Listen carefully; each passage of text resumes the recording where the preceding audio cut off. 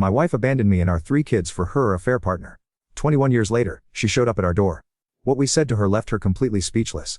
21 years ago, I came home from a 12-hour shift at the construction site to find my house eerily quiet. No kids running to greet me. No dinner cooking. Just silence and a note on the kitchen counter. The note was brief. I deserve to be happy. This isn't the life I wanted. Don't look for me. F. That's it. That's all. Francine left after 7 years of marriage and 3 kids.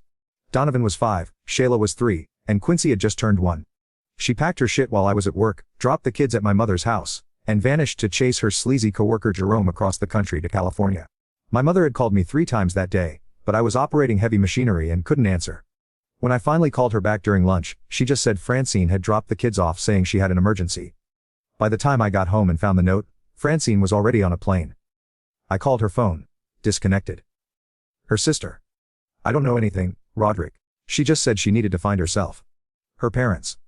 They were as shocked as I was, but within a week they'd somehow rationalized it. Maybe you weren't giving her what she needed emotionally. Her mother had the audacity to suggest. I told them to fuck off and never contacted them again. The first night was hell. Quincy wouldn't stop crying for his mother. Shayla kept asking when mommy was coming back from her trip. Donovan, old enough to sense something was very wrong, just sat on the couch staring at the door. I didn't sleep. I held my boys while they cried, changed diapers, made bottles, and tried to figure out how the fuck I was going to do this. I built houses, poured foundations, framed walls in 100-degree heat.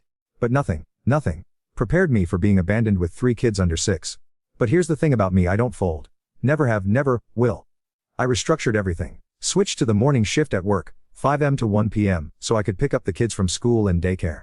My foreman, a tough old bastard named Hank, took one look at me that first week and said, "Take whatever time you need, but don't you dare quit. Your kids need you working."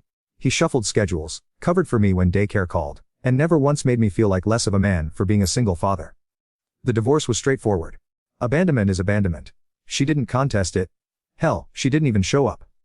I got full custody, the house, everything. The child support orders went nowhere, because she disappeared completely. Fine by me. I didn't want her money.